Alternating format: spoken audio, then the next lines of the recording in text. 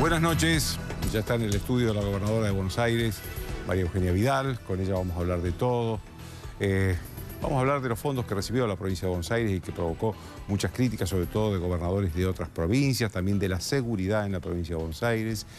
Y, ¿por qué no preguntarle de esas reuniones que estuvo en los últimos días con algunos intendentes peronistas, Aldo Rico, o exintendentes, Aldo Rico, Mario Ishi, Granados, y si eso significa que van a incorporarse a Cambiemos?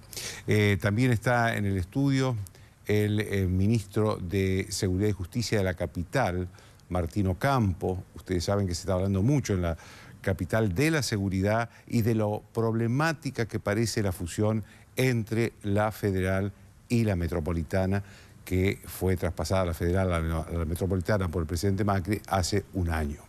El propio ministro fue de alguna manera amenazado, intimidado, cuando en una comisaría tiraron abajo un retrato de él con petardos. De estos temas vamos a hablar con Ocampo. Y también está en el estudio el ministro de Justicia de la Nación, Germán Garabano. Está el tema del proyecto para bajar la imputabilidad de los menores a 14 años. Está también una noticia sobre una reforma integral del Código Penal argentino, que ya se viene hablando desde hace muchos años de eso. Pero voy directamente con él. Y la primera pregunta no tiene que ver con estas cosas, sino porque me extraña ver a un ministro de Justicia trabajando en el mes de enero, cuando toda la justicia está de vacaciones, está en feria. Sí, bueno. ¿A qué se debe? En realidad, dos cuestiones. Por un lado, siempre he sido muy crítico de la feria judicial como interrupción del servicio de justicia. No de la licencia de los jueces, sino no de la licencia, no de las vacaciones, sino de que los tribunales se cierran las puertas durante un mes. Sí, y durante 15 días después. 15 días después, nosotros... Hoy hay una nota muy buena de Torcuato Socio en Clarín, que la recomiendo leerla porque es muy buena. Sí, y yo cuando fui fiscal general eliminé la feria capital, en la Fiscalía de la Ciudad de Buenos Aires. Sí. Y la verdad que no funcionó muy bien y el personal estaba muy satisfecho con el nuevo régimen y la población también, porque el servicio no se interrumpe. Imagínese si tiene un hurto, un robo el 1 de enero, no hay ninguna persona detenida, ese tema no es de feria, recién la justicia reactiva el tema el 1 de febrero con suerte. O si uno tiene que hacer una acción civil por alguna cuestión, si no hay una cuestión urgente, recién a partir de febrero se puede. La verdad que a esta altura... Ahora, ¿quién tiene que tomar esa decisión? ¿Quién puede cambiar eso? Eso es una decisión en definitiva de la Corte. De la Corte del Consejo de la Magistratura, hoy a nivel del sistema nacional y federal. Claro. Sí. Es una decisión difícil, son muchos años, es una tradición muy larga que se remonta al parlamentarismo y a las interrupciones de los periodos de sesiones. Pero creo que hoy la demanda, sobre todo en materia de justicia penal, hay una demanda muy fuerte que no justificaría una interrupción del servicio como la que hoy tenemos. Hablando de justicia penal, ¿es cierto que quiere cambiar todo el Código Penal? Bueno, el Código Penal hoy es realmente una especie de adefesio al cual se le han hecho más de 900 reformas en los últimos años. Ha quedado un código totalmente desfasado, hay muchas cosas que no están previstas. ¿La primera redacción de qué año es? Es en realidad de principio de siglo. Claro. De siglo pasado. Del siglo XX, claro. Claro. Así que... Estamos hablando de 100 años. Sí, sí. Y hoy, si bien se han ido agregando delitos, estos se han ido agregando en leyes especiales, quedan en un cuerpo distinto, hay un problema con las escalas penales, hay muchos delitos y muchas, sobre todo, pautas generales del código que hoy no se aplican o se aplican al revés de cómo se aplicaban. Por ejemplo, yo doy siempre el ejemplo de la pena en suspenso que prevé el Código Penal. En realidad está previsto que excepcionalmente los jueces puedan aplicar una pena en suspenso y tienen que fundamentar por qué. Y hoy ya la jurisprudencia transformó eso y en realidad la justificación es por qué no se aplicaría una pena en suspenso y prácticamente en todos los casos cuando la pena es menor de 3 años lo que se aplica es una pena en suspenso.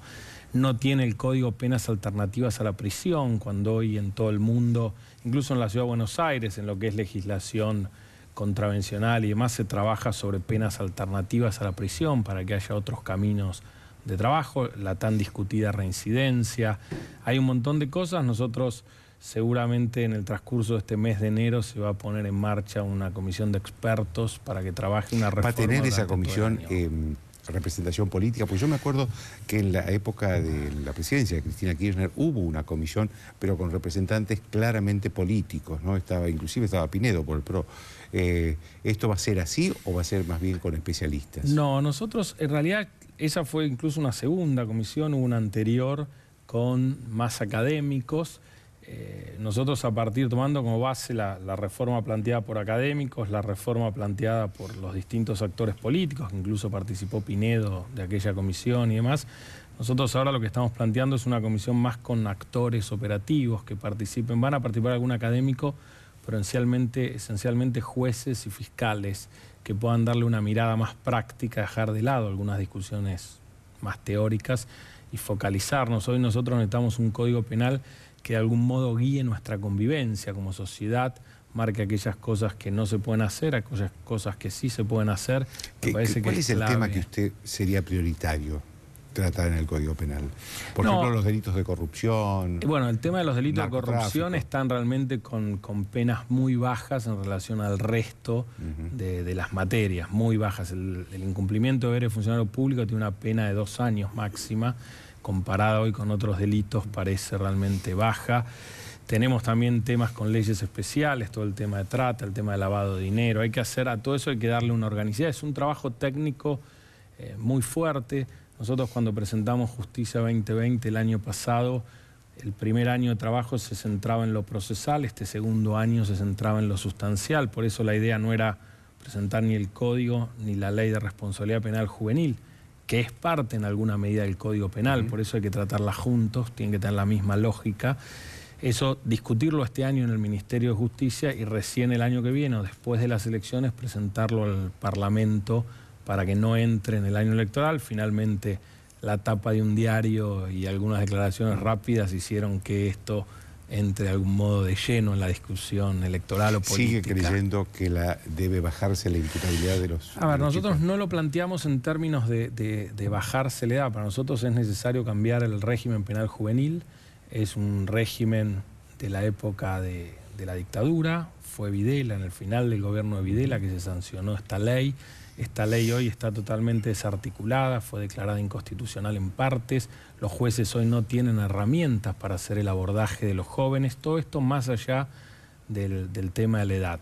Nosotros creemos que hay que hacer una rediscusión de todo el régimen, generar un régimen que permita hacer un abordaje. Dentro de ese régimen lo que hay que discutir es el tema de la edad. Si es necesario bajarla a 14, si es necesario bajarla a 15, si es necesario realmente generar algún mecanismo novedoso. Yo de hecho soy partidario de un mecanismo novedoso que tiene que ver con delitos graves. El fiscal puede demostrar que el joven tenía conocimiento del acto, de que el acto era un delito, y en ese caso perseguirlo penalmente, y eso lo que deja es a todos los delitos menores, sí, con el mismo régimen, y también permite que, en todo caso, la defensa también acredite de 16 a 18 que un joven no comprendía la criminalidad de un acto, porque 16 años termina siendo una medida muy arbitraria. Un chico a los 15 años, a 1 hora de cumplir 16, es inimputable, pasa 1 hora y pasa a ser Sí, de hecho, imputable. hoy estaba viendo precisamente acá en el Canal 13 un reportaje que le hacían al padre de Brian, este chico que murió de un balazo, y el asesino tiene 15 años. Es decir, que hoy es inimputable. Hoy es inimputable. Hoy es inimputable. Entonces, y además ahí hay un tema que yo tomaba la posición de un sector especializado de la Iglesia que se oponía a la edad, a la reducción de la edad, pero planteaba un tema que es bien interesante, que yo lo he señalado.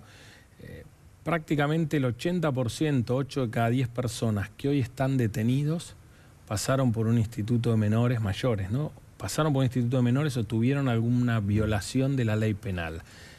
El sistema no hizo nada y dejó que hoy esas personas, jóvenes, además la mayoría, no menores, pero jóvenes, estén detenidas en cárceles. Entonces me parece que el desafío que tenemos como sociedad es aquellos jóvenes que cometen un delito, que violan la ley, donde generalmente lo que están haciendo es una señal de alerta, una alarma dentro de la sociedad, yo intento hacer un abordaje temprano de esos jóvenes para tratar de que no sigan por el sendero del delito. Yo los tengo que sacar, ni bien cometen un daño, un hurto, un robo menor, yo tengo que tratar de abordarlos y sacarlos del delito. Eso no quiere decir internación. Claro, pero eso, vamos a eso, ministro. Supongamos que se hace una reforma donde se declara imputable a los menores de 14 o de 15 años. Una vez que se apresa, que la policía apresa, ¿qué se hace? Porque si, efectivamente creo que ahí tiene que ver la preocupación de la iglesia y de muchos sectores. Si usted lo manda a la cárcel, es la universidad del delito y salen con la vida arruinada de por su vida. ¿Qué es lo que se haría con ellos? ¿Cuál es su idea? En realidad hoy el problema que tenemos es que la ley quedó como una ley paternalista, donde al principio el juez hacía lo que quería. Hoy eso está controvertido y el juez prácticamente no puede hacer nada. Y de hecho, cuando uno comete un delito menor, generalmente lo que sucede es que la justicia y los actores sociales que intervienen no hacen nada, toman registro y lo dejan en libertad al joven sin mayores recaudos. Lo que nosotros estamos planteando es un tratamiento con un abordaje temprano y que en esa ley se discuta cuál es el tratamiento. Si se va a trabajar sobre una cuestión educativa, si se va a trabajar sobre cuestiones laborales, si se va a hacer un abordaje a la familia o al núcleo familiar o al entorno de ese joven. Es decir, esto requiere realmente una planificación de política pública junto con la ley, en donde el objetivo es ya no tener institutos de menores, salvo para casos realmente excepcionalísimos, y sí trabajar con un abordaje social mucho más de seguimiento y de presentación de opciones a ese joven que hoy la única opción que tiene es entrar en la vía del delito, ¿no? Los otros días leí una frase suya que no sé si fue sacada de contexto o no, porque me llamó la atención, que usted decía que le gustaría tenerlo al ex juez Eugenio Zaffaroni opinando sobre este tema. En realidad, en parte fue sacada de contexto, pero sí, yo creo que tiene una opinión, no para que se sume a la comisión. En realidad me parece que también los argentinos tenemos, la frase fue muy criticada, yo creo que tenemos que aprender a escuchar a todos los actores. Después cada uno tendrá su propia opinión, sus convicciones, que las mantendrá. Podrá tener, yo con Zaffaroni tengo profundas diferencias desde muchos puntos de vista, pero eso no invalida su opinión sobre este tema. Él es una de las personas, para mi gusto lamentablemente, pero es una de las personas más reconocidas del derecho penal argentino, con lo cual me parece que en eso hay que ser como respetuosos, sabiendo que son pensamientos distintos. Me parece que eso también como sociedad tenemos que aprender a vivir las diferencias, a expresarlas, y que tener diferencias no quiere decir que no lo tengamos que escuchar a la otra persona. Al contrario, a lo mejor en alguna cosa puede ser interesante el aporte que haga. De hecho, en relación a este tema, él opinó a favor de la baja de la edad de imputabilidad. Él estaba a favor, estaba en su momento a favor de la baja de 14 años. Claro. Así que sería interesante escucharlo si modificó su opinión, si no, y demás. Ahora, ministro, hay una parte de la sociedad, por lo menos, que es crítica con la lentitud de la justicia. Sí. ¿Usted cree que esa sociedad que opina eso opina bien? ¿O cree que es injusta? ¿O cree que hay razones para que efectivamente es lenta la justicia? Sobre todo en los casos que son más resonantes, ¿no? Casos de corrupción, narcotráfico, crímenes importantes. Sí, la justicia es muy lenta. Uno de los tantos problemas tiene que ver con el de la feria que hablábamos recién, porque eso implica esta interrupción del servicio de un modo bastante significativo durante el año. Pero por otro lado, la justicia hoy argentina lamentablemente sigue teniendo procedimientos arcaicos. Yo siempre cuando doy clases en gestión judicial, que es para tratar casualmente de mejorar la lentitud y la gestión de la justicia, siempre agarro un papel y les pregunto qué es, y los jueces dicen que es una foja, porque siguen usando un lenguaje del español antiguo, donde la H se transforma en una F, y eso mismo seguimos acumulando papeles y papeles en expedientes que cuando no se cosen se les pone un gancho, y así todavía hoy funciona nuestro sistema judicial.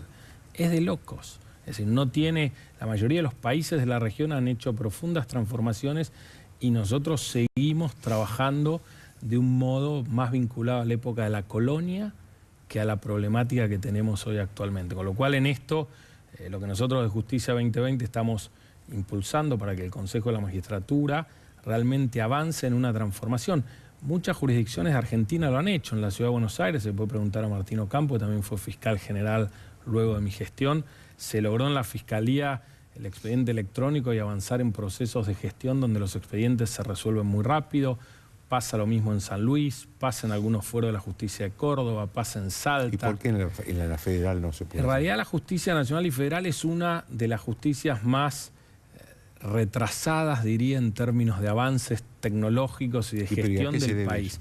Aquí es una de las más conservadoras también. Y que ¿Es que la justicia no quiere o es que el gobierno, no, sino el anterior, que estuvo mucho tiempo, no le dio los recursos necesarios? Yo no creo que sea un tema de recursos, sí de aplicación de recursos. Argentina gasta aproximadamente 1 punto del Producto Bruto Interno en justicia, presupuesto consolidado de todo el país. Eso es más que el doble de varios países de la región y de países importantes. El problema es cómo se asignan esos recursos y cómo se genera realmente un plan de trabajo para hacer estas transformaciones. Vos al empezar la nota me preguntabas por qué estaba en enero, te di una razón que era de la feria. La otra razón tiene que ver que para mí es un excelente mes para planificar toda mi actividad del año.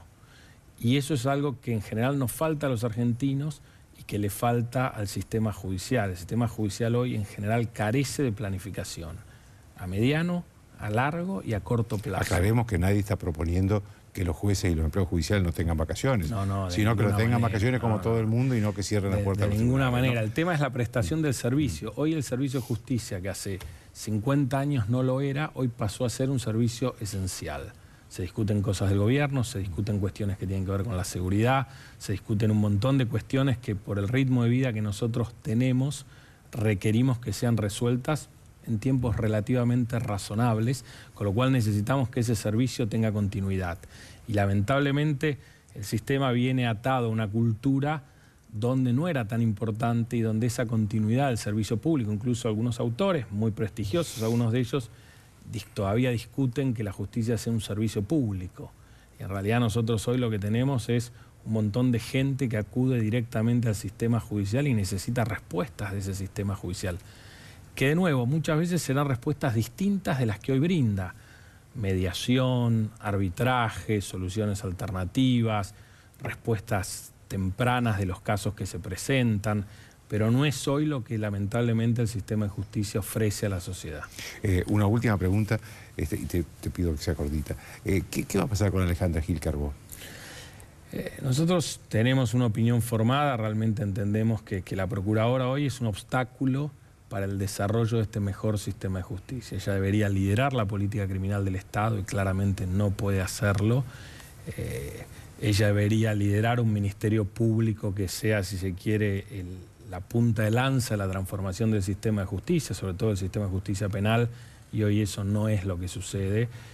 Tiene conflictos con los fiscales, tiene conflictos con los empleados, tiene una imagen sin abrir juicio de valor muy devaluada en la sociedad.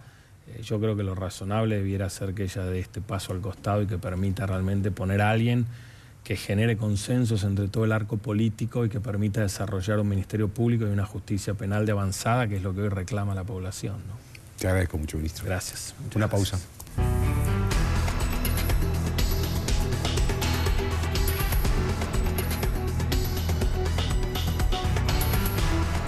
Auspician